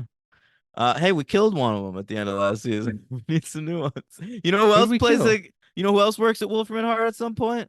Is Jin from Lost. I don't know who that is. You know, Daniel Day Kim, the Oh, the okay. Korean guy from Who did we Lost. kill last season? Don't you remember it was Lindsay, Lila, and Lee? There was We Lee killed Lee. Mercer. Yeah, Lee we did. died. We in the Yeah. lineup, right? Yeah, he got capped, For lying about something. like bringing He said he's gonna clients take over to it. clients. Yeah, he was gonna poach clients. Yeah, that was crazy. Yeah. Anyway, check out Angel, guys. Yeah. Patreon.com/slash the franchise talking Angel. All right. So what else? What's next? There's like the big encounter at the beginning where he finds like in a book that he's like, what was that book? Was it like a recipe book? I think it was an anatomy book, and he had written sweetbreads in it, and it was, and I mean, which is so lame. Like Hannibal, Yeah. like Will Graham looks in the book, he's like, sweetbreads, what? Oh, he's planning on cooking. Oh, wait, I'm currently looking for a serial killer who eats people. Interesting. It was a bit silly, but Yeah. what are you gonna do? There's like a big showdown. They both end up Doesn't he shooting each even other. don't we even see Will Graham like tell Hannibal Lecter, so I've got this theory now that my serial killer is a Yes. cannibal. Well, then he's like, "Why didn't you think of that? You're like the best psychiatrist, and you like know about some serial killers. Why did you never even thought of that?" And then he has like a weird look, like, "Huh." I So he think is sort Will of thinking it in that moment. I think Will should have made a joke to Hannibal about how his name rhymes with cannibal and see how he would have reacted. He should have. He should have. Yeah, He didn't know. that would have been a good move. All right, so yeah, Will Graham is Ed Norton in this movie, and he's blonde and cute. Blonde and cute. Yeah, You got to give it to him. He's blonde and he's cute. he's straight up blonde and cute. When we No catch up, beard. He didn't grow I said almost said titular. I like that word. The famous blonde the beard yeah, that Will Graham had. yeah, but he does still have a hot wife. It's Mary Louise Parker. She's all right. You know, You the thought she was West hot? Wing. I love Mary Louise Parker. You kidding me? Okay. I'm not kidding you. I wanted her and Bradley Whitford. I shipped them on the West Wing. Don't worry about it. Okay. But then he's also still got a son. Only what's this? Did you read my Josh. letterbox review? Yeah, Josh. Not Kevin. What? Why? I have no idea. Will Graham why. having a son named Kevin in Manhunter, and now all of a sudden having a son named Josh. Why make that change? Here's my theory. Home Alone came out. We've had a lot of Kevin. If that's in the movie the whole time, we're gonna think about Home Alone too much. You really think? No, I'm not, come no, on. I don't know. because I have no idea, and that's as good a fucking explanation as any I've heard. I have zero idea, but it's the first thing that I thought of. Oh my god, I'm gonna blow your fucking mind. You know why? I just looked up what his name is in the books. Okay. It's Willie Graham. What? So in the they books, changed it he's Will twice. Graham Jr. So apparently in Manhunter, they decided we don't Kevin. want a Will Graham Jr. Let's give him a real name. Let's call him Kevin. Was that actor's name Kevin? It was easier for him on set to just be Kevin instead of Junior or Willie. Wow. Now that's Now we got to do interesting. some a little more research. Now that's interesting. Let's find that out. Are you gonna look that up, or you want me to look that up? You know I'm looking it up. Alternatively, is this kid's name Josh? It was easier for this kid. Oh my god, fascinating. I'll look that up. Please do. I will. All right. We're looking stuff up, gang. I can cut it out. No, in this movie, his name's Tyler. The actor's name is Tyler. So All no, right, so no Josh here. And the kid who played Kevin, his name was David. All right, so that theory is dead. We don't really know why this happened. Someone explain. Yeah, we'd love to know if you know. Maybe somebody on the Patreon knew.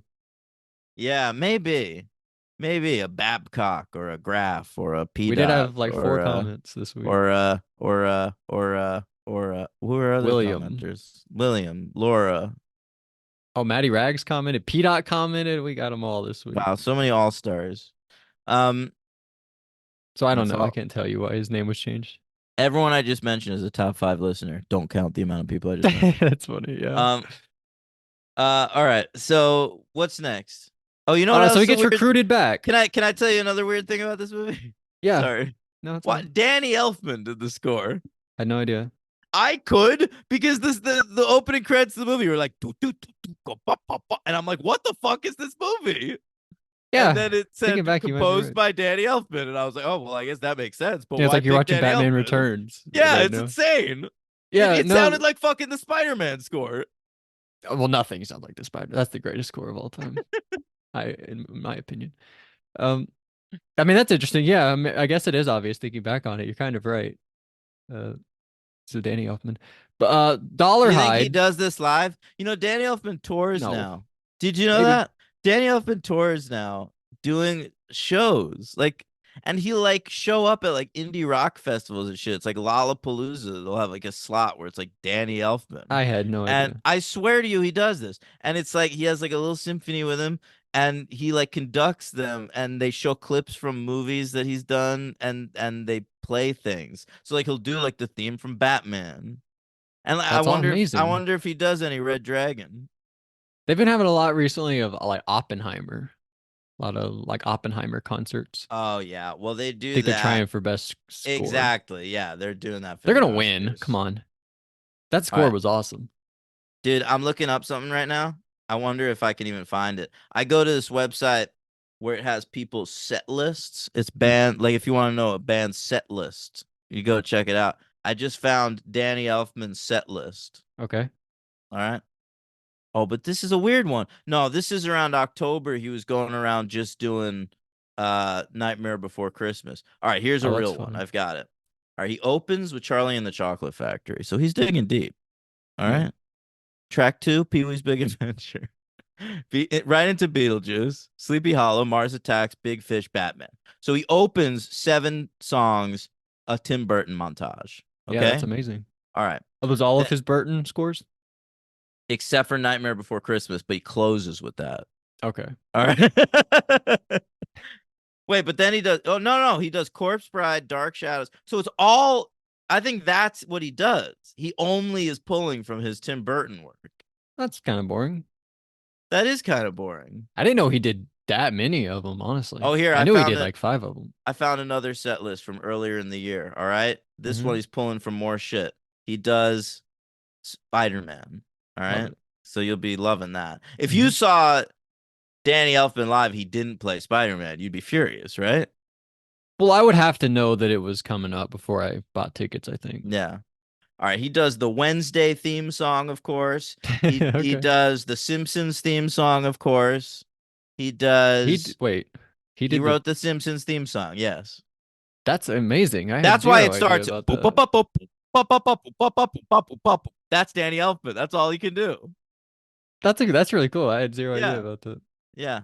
It looks like he busted out some score from Doctor Strange in the Multiverse of Madness. Do you think that got a big pop from the audience? No. I don't think so either. All right, let's move on. Sorry, let's talk about So those two all right. guys are Raimi and Burton, really. Those are really his Yeah, two. those are his boys, and apparently Brett Ratner. Apparently, yeah. But so he gets brought back into the FBI. It's just Manhunter. It's the same movie, right? Like storyline wise. Same movie. But same movie. he's Jack Crawford in this one. Who is it? It's Harvey Keitel. To me, that doesn't make sense. In what way? Okay, hear me out. If the whole point of this movie is to do Red Dragon, but with Anthony Hopkins, get Scott Glenn. Yeah, You got Anthony Heald in here. you do. Honestly, I didn't think about it once, but you're right. They had to have not tried because he would have said yes. Oh, what? Yeah, they're not getting turned down by Scott Glenn. Right. That actually that makes me like the movie less. Why didn't they do lame. I know. For Yeah. me, it's Joey King. No, what was it? It's Mae Whitman not being cast in Independence Day 2 all over again. that? Right. Yeah. They got the It Follows girl because she's sexier. That's That's right. that's pretty messed up. I agree. You're not kidding. All right, so but it's Harvey Keitel and he's doing whatever. It's a very Harvey Keitel-y performance. Yeah, he's fine. And they where he brings him in to the FBI. You gotta hunt down Dollarhide. 1L this time. They did the other thing where they mixed up their spellings. Well, that's from the book. They changed it. They can't make up their mind. This franchise. No, Michael Mann liked the second L. I like it too. And Brett Ratner's just going with the book spelling. But who else? It's Freddie Lowndes, Philip Seymour Hoffman. I guess the big difference in this is the Red Dragon concept. That really wasn't a big deal in the first one. How he thought he was turning into the Red Dragon, and he had the big thing on his back. And Well, right.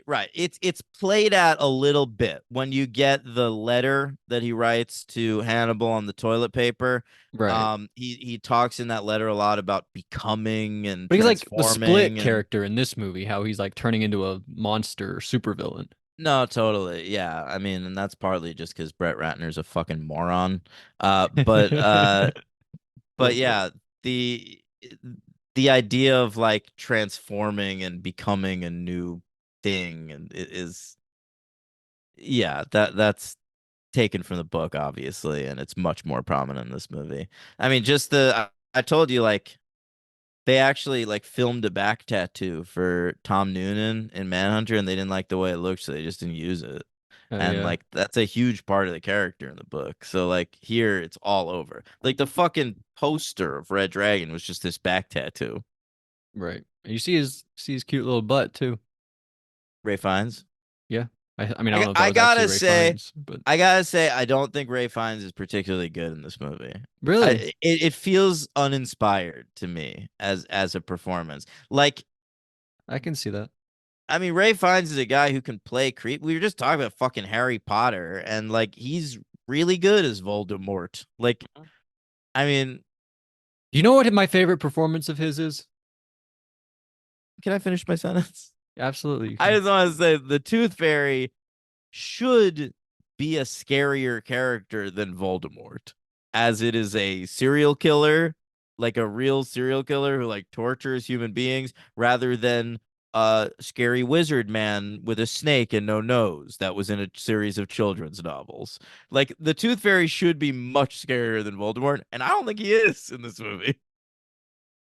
But I don't know if that's his fault because this character he's playing is more of like a supervillain monster, aside from the Yeah, other guy who was like a meek little meek little boy serial killer guy. but you can feel the other character like playing it being a big monster, whereas this guy you like see him like lifting heavy weights and shit. Like, Yeah, that's true. You see the first shot you see of him is him like standing in front of the mirror, and you're like, oh, this guy is like physically imposing a little bit. yeah, This guy. And but we actually talked about that with the other guy. The other guy tried. Remember, he did bodybuilding or yeah. whatever. So I guess that is the character a little But bit. to me, you see Tom Noonan with like pantyhose over his head or whatever, and it's like, wow, what a weirdo. And like you see Ray Fiennes with pantyhose over his head in this movie, and it just seems like a big, strong, handsome guy doing something. Like it's like, why are you? It doesn't make sense that you have pantyhose over your head. You seem normal. Also, the way it's shot doesn't do it any favors. That one, Manhunter's so cool. It's like under him, and his head looks so big and scary. And this one, it's kind of cool. He does like a sit up, I think, from like he's like And lifting weights, but it's like so dark and boring looking. and his hair lip in the first movie is so sort of freakish and alien and huge, and it's so subtle in this movie. Like I there's no doubt in my mind that women would find this man attractive. I agree, but that doesn't mean they would be with him because of like who he is No, might just scare them off. but hear me out, man. Like in the first movie, when he gets with Joan Allen, it's almost like that's his one opportunity ever in his life of being normal, and he could have Right. taken it. Whereas I feel like this guy's got opportunities to be normal. I definitely agree more with that. Maybe it's because we are coming into this knowing who Ray Fiennes is. So if we give him like a more prominent thing But on his lip, that's it would be silly. But I don't think so. To me, that's filmmaking. Like Brett Ratner's job is to make this character scary and imposing, and it's just Ray Fiennes with a tiny hair lip. I mean, I'm thinking he might be my MVP. Nah, I'm not even close to that. I don't really know. None of the other people felt that inspired either, though. No, Like Norton, I would he's take fine. Norton over Fiennes. Like I don't Norton, know. I think Norton being asked to do the real Will Graham character where he's like really losing himself, like Edward Norton would have done that amazingly. But that's just not what he's being asked to do in this movie. It's a much more boring character. That said, I think what he's being asked to do, he does very well because he's Ed Norton and he's a great actor. I think I think the boredom that I felt is playing too much of a factor because I'm not sure if Fiennes is the MVP, but I was just much more into that because whereas Norton is doing like he's even repeating a lot of the same lines. It felt like Norton. Like Well, they all that's not are. his fault. I Yeah, felt you're that right. way about Hopkins too. He was saying a ton of the same shit. But Norton specifically had like the scene where he's like, no scene of him on the plane. The best part of that movie they took out, right? Good point. Yeah. That See, sucks. Ratner won't do the work. He won't get on a plane and shoot guerrilla style. That's true. I forgot that was like guerrilla filmmaking there. But yeah, but there I felt it was much more like him talking into the little recorder, him looking at the footage, him having the like I had advantages. What advantages? You're insane. Like that, the same lines I felt. Whereas Can I give Fiennes was you more interesting. can I give you an out of the box MVP choice? You go for it. How about this? Ken Lung. Yeah, that is out of the box. Didn't think He's about that. only in about 5 minutes of the movie, all right? But he's really important for those 5 minutes. He's like the handwriting guy. He's helping them deal with like the note that they Right. found in Hannibal's room.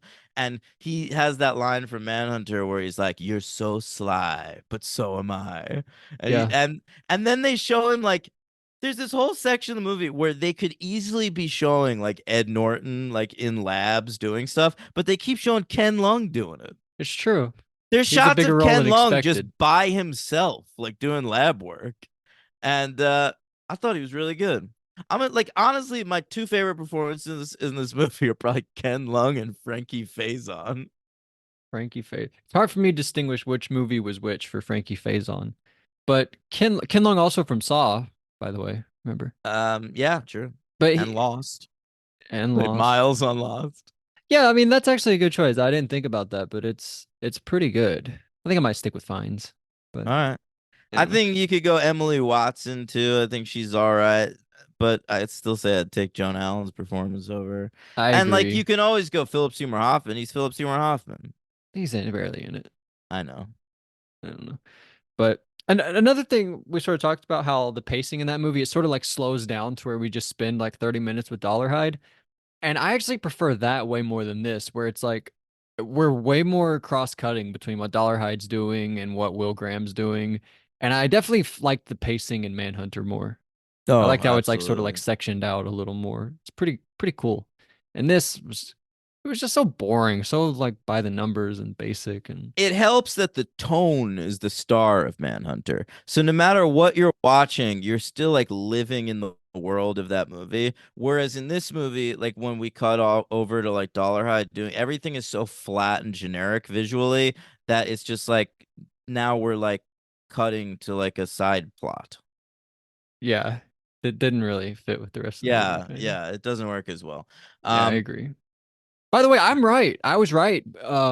Dollarhide does work at that place. Remember, we sort of had a Oh, discussion about that. well, I did want to talk about that because in this movie, he clearly does work at that place. But okay, he doesn't in the other one. I'm not sure. I'm I not guess we're sure. still not I sure. I do think this lends credence to your theory because it's very But they do make clear- changes, so you still They could be make right. they make changes, but it is clear in this movie that he does work for that photo place. Yeah, there are So- like 3 or 4 lines. They confirm Yeah, it, yeah. like he works there for sure. Right. So that was your theory in Manhunter. But also, so like that- thinking back, I'm pretty sure he's like back behind, like in employees only sections. No, No, I think he is too, but I kind of always thought he just like stepped back there as like a regular customer or something. But checking out his footage. Yeah, yeah, I don't know. possible. This really, I actually think the scene in this movie where he like they're on the couch on a date and he puts the footage on with her there, that worked for me. I thought I think that that's was a in the good other one, scene. right? I don't think so. Hmm. Or at Maybe least you're it's right. never, or at least she's never like relaxed that way while that footage is on in Manhunter. Right. This did seem way more free to Yeah. do whatever he wanted. I don't know. I don't really have that much to say. The ending, it's way more of a drawn out ending where he comes home and there's like a big shootout at his house, right? Yeah, With yeah. his wife and Josh, his son. Right. Well, they do that. They make it more personal, and you don't get the shot of Will jumping through the thing. And Oh. there's way more Hannibal in this movie because the whole point of the movie is to have Anthony Hopkins as Hannibal. So they add a Right. bunch of really unnecessary scenes and shit. But I gotta say, credit to this movie. It doesn't go over 2 hours. Does it? I thought it was like 2, 4 or something. No. Oh, 204. You might be right about that. But it like credits with credits, it was under 2 hours without credits. But I They're all want to. about the same length, all these movies. The longest one so far was 210, which was Hannibal, Wow. the Ridley Scott one, and I'm really impressed. It makes me really hate modern movies. The fact that you It's can true. make these like dense serial killer epics that were like, one of which won Best Picture at the Oscars, like two of them are masterpieces. Like these are big ass movies, and they made a shit ton of money at the box office, and and they were able to keep it 2 hours. Yeah. Hats Nothing's off. 2 hours anymore. I'm pretty sure I bet Theater you. Camp was 2 hours. Check that I'll out. bet you Mean Girls the musical is over 2 hours. Should we look it up right now? Yeah, look that up. All right. But check out Theater Camp, okay? I'm going to. Under 113 minutes. So 7 minutes under 2 hours for Mean Girls.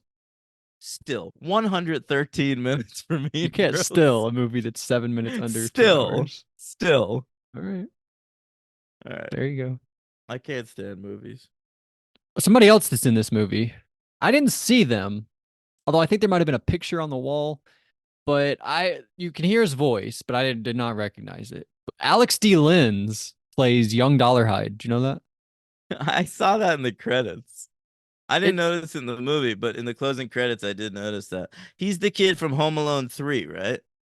Max Keeble.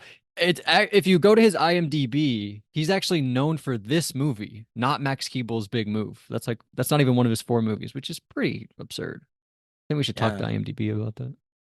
But Well, it was a big move, but a rather small movie. So, I guess that's fair. This was a much bigger yeah. movie. Yeah. I do see that. It was top credits Home Alone 3, though, as it should That makes be. sense, yeah. But I mean, Yeah. he's the Max Keeble in Max Keeble's Big Move. That seems crazy to me. I guess Yeah. he's also Young Red Dragon here. Anyway, I'm gonna give it 2. You're gonna go 2. Yeah. My MVP. I thought about it watching this. I was like, it's crazy how like the same movie, one comes out of 5, one comes out of 2. Isn't it crazy how that happens? Yeah, well, I mean, that's why when I choose what movies I'm watching, I almost invariably go with the director. I follow directors' careers like I would like authors. Like I feel like very few like book readers are like walking around the fiction department just looking at the backs of books going like, "Oh, that sounds interesting." I feel like fiction readers, they follow the writers they like. They know like, "Oh, well, whatever this guy puts out, I'll probably like." I think And both. I think people do both. maybe, but like for me, that's just always been my side of it. So like Yeah, I agree with you. once I find a guy who like makes the type of movie I enjoy, I'll watch his shit forever. Michael Mann's that type of guy. Ridley Scott's that type of guy. Jonathan Demme's that type of guy. Brett Ratner's not that type of guy. So You've seen a lot of his movies though, right? yeah, well, he made a lot of big ass movies. He made like X-Men 3 and fucking I don't know. What's the most recent thing? Well, he got Me Too. He hasn't been able to do anything. I for know, years. but like that's why I'm asking. I look it up. I used to get him and Singer confused all the time. Do you remember when I used to do a Brett Ratner character on the show? How'd that go? In the early days of the podcast, I used to come on as characters, and we would do like little, Like interviews yeah, it was like from like the improv DVDs, bits with Henry, and right? so I did a Brett Ratner character who was like a real like a bebop cool cat, like a jazzy guy. Perv guy though. Yeah, so it was like a scooty doo bop, a beep beep bop, a Brett. Hey, I'm hey, gonna touch you inappropriately. hey, Yeah. ladies and germs. I'm over here, Brett Ratner. How's it going, fellas? That was What my is that Brett based Ratner off character. of though? Is that how he is? No, it's just how I always imagined him to be in private. Right. Part of it is because his production company is called Rat Pack. Rat Pack. That's right. Yeah, Pretty yeah. good one. So his final movie ever, hopefully, was the Hercules with The Rock. Hercules with the Rock. Yeah. All right. Wow. Yeah. Wasn't there a Hercules? Oh no, that's Tarzan. Yeah, and he did Tower Heist as well. That was near the end of his run. Um, Yeah. But anyway, that doing those characters just doesn't seem like something you'd have any interest in or want to do We or can be we good could do at. that. I just feel like you've done all your George Lucas's. I feel like there's not really much left to go on there. Well, my classic characters were George Lucas and Brett Ratner, so Is I there more thought to about add? I thought about bringing out Brett Ratner for this episode, but I chickened out at the last second. We should do it now. I'll do boo boo boo boodle dee doo. Brett, go away. We don't have any time for you this episode. Oh, I'm sorry. I'm All sorry. right. So 2 stars. My next, MVP is gonna be Ray Fiennes. You're gonna go who? Ken Long? I guess so. Yeah, I'll go Ken Lung. That's cool. My LVP, I think I'm gonna go with Chilton. Love his Wow. name, but he looks so old. He does look old, I dude. couldn't get behind it for 1 second. Yeah. For my LVP for this film, I'm gonna go with Harvey Keitel. I thought Yeah. that was an incredibly uninspired performance. It like Harvey Keitel, it felt like he read the script on the day. It's true, and especially learning the thing about they didn't even ask. What's the guy? What's that guy's name? Scott Scott Glenn. Glenn. That's terrible. I know. All right, so let's wrap up. Next week on Hannibal. Next week on the franchise, we're still talking about Hannibal. It's going to be Hannibal Rising, the prequel, as well as the pilot episodes of Hannibal and Clarice. That's right. Where can I watch those? Are those on Netflix? Hannibal was on NBC, so that might be on the old cock there. Oh, all right. Here, I'll look him up for you right now. Hannibal TV I can figure it out show. if you don't want to. God damn, it's not on there. That's all right. I can figure it out later. Prime. Yeah, all right, we'll figure it out. But they're all available. All right, so we're doing that, and we're doing Clarice. So that'll be fun. The first episode of each, not the Yeah, whole. looks series. like they're both on Prime. You might have to watch with commercials though. I'll find it illegally. It'll be fine. All right, enjoy. That'll be next week on the show. Check it out, gang. Yeah, and tomorrow, should we tell them what we're doing tomorrow? Oh yeah, we're doing a commentary track on Logan's favorite movie, Van Helsing. That's not true, just for the record. It's not Yeah. my favorite movie. I plan on. I'm not gonna miss a second. Every second of that movie, there's something objectionable on screen. Nope. And I will point each and every one of those awful things out. I don't even want to do it anymore. Just kidding. I'll say all the good things, though. It'll be great. Great. All right. So the Van Helsing commentary tomorrow. This week, Buffy's Angels. We're doing a crossover episode, Fool for Love for Buffy, Darla for Angel. And then we'll be back for Hey, I'm Watching Here. So much coming your way. $5 a month. Patreon.com/the franchise. Thanks for listening, everybody that does. And Patreon. We have to read for the Patreon, of course. oh yeah. We'll read the Patreon. So sorry, say guys. Goodbye. Maddie Rags says, do you fellows think Thomas Harris, the writer who created Hannibal Lecter, named him Hannibal because he was a big fan of Roman history / the Punic Wars and named him after the Carthaginian? That's not how this I'm is not spelled. looking at. I'm not looking at it. Well, he has an extra in here. Carthaginian is what this is. That might be right. Yeah. General from the antiquity, or did he get his first name because it just rhymed with cannibal? Same thoughts on whether Hannibal Buress' parents were big fans of the book / films involving Lecter or the General. Yeah, Hannibal Buress has always been confusing to me. I've thought about that a lot, and I think it must be like some sort of family name that they've just. Is it a stage name or it's a real name? I think it's his real name. Okay. But fucking Hannibal Lecter, I think it's because it rhymes with cannibal. I really do. But funny story about that dude with the elephants and shit is that apparently on the set of Gladiator, when they asked him to direct Hannibal, he assumed that that's what movie they were asking him to do, like about that guy, and he was like, "I'm already doing like a Roman epic with Gladiator, like I have no interest in doing 2 straight movies like that." And they were like, "No, Hannibal Lecter," and he was like, "Oh, that's cool." That's really funny. Yeah. And P. Dot says Hannibal wasn't great. Didn't bother watching the other one, but can't wait to hear the tale of the D train getting shooed away by Skibbity Brett Ratner bop bop That again. he remembers the character. He He's doing. remembers. Oh, He Peanut remembers the making my statin. day. Yeah. Brett seems so fucking cool with his Asian hooker. When's Oh, that? And all the I scat talk. What a cool daddy-o. I love him, but I passed on this film. LOL. I don't think she was Asian. I don't remember though. That's a I real just life I thing. That's not from this yeah, movie. no. This is he's talking about I think I've implied that that tall woman he was with was a hooker in the past when I've told this story. Okay. Because I think I assumed it was at the time because she was so ridiculously out of his league. But also now that I know what a creepy is, he might have just like promised her a part in something. So yeah, I don't know if she was a hooker, and I don't remember if she was Asian, to be honest. But he did have some sort of weirdly beautiful woman with him. Yeah. All right. Yeah. So Michael Babcock says Daniel's opinion about Hopkins not being the best Hannibal is crazy, but there's strong evidence to back up his claim in the movie Hannibal. The character is performed way too over the top and gets way too much screen time in that one. Yeah, but you can't take guess away from his what? performance in Sounds of the Lambs. No, you can't. He is great in Silence of the Lambs, but listen, I'm not even including Hannibal and Red Dragon in this opinion because I Yeah. think Anthony Hopkins isn't good in those movies. I think he's kind of not one of the better parts of either of these movies. So He's fun though. I mean, who else would you have play Hannibal Lecter? He does it. I don't know.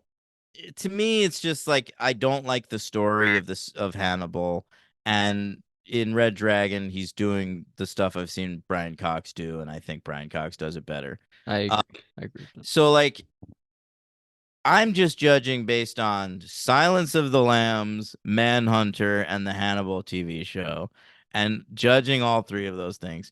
For me, I think the least well-drawn, complex performance is Hannibal Lecter in Silence of the Lambs.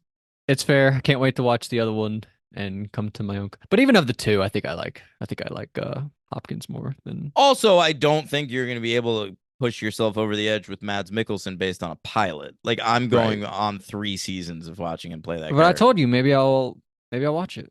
Yeah. Can I tell you something I did? Mm-hmm. I watched all of the show Nathan for You.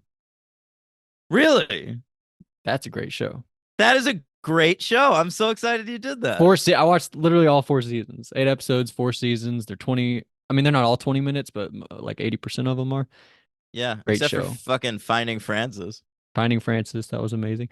And you can like in that episode, he's pitching that show, the rehearsal, basically. Yeah, How he has him rehearsing, meeting her. It's pretty cool. So I'm gonna watch that next, the rehearsal. You should, man. That guy's a genius. I mean, if you've never seen Nathan for You and the rehearsal and now the curse, like this guy doesn't miss. Recently, he went on Kimmel with Emma Stone when they were promoting The Curse, and he went on with like this crazy get up. Have you seen the photos of him? No. And it has to be just for another show, though, right? Like, because in this show, he's like, and it's in the one, I forgot what it's called, but he goes on the talk show and he tells like a big story about how he was in like he found a big the giant suit. You know, the big photo of Nathan Fielder with a giant suit on. It's from that episode. You know anything I'm talking about? I don't know. But anyway, what were we talking about? Nothing. We're wrapping up. Oh yeah, we got more Patreon. Yeah, he says also with Hannibal, I always found the conflicting stories fascinating as to why Gary Oldman didn't get a credit for his role. He didn't want it, turns out. Well, right? He did. He just wanted his like first billing. Oh. I mean, why he's not in the credits? Yeah, because he didn't get what he wanted, so he said, "Take me out of the credits." That's a story I've heard, but if he's saying there's conflicting reports, maybe there's other stories. I don't know. Yeah, I guess so. Or maybe yours is the exact story. That's what happened. Or maybe I'm giving you completely wrong information. Who knows? I guess only Michael Babcock knows. Yeah. Because the rest of my life, I'm just gonna believe what you just told me. All right, good. So I hope that's true of everything I ever say. All right, anybody else on the Patreon?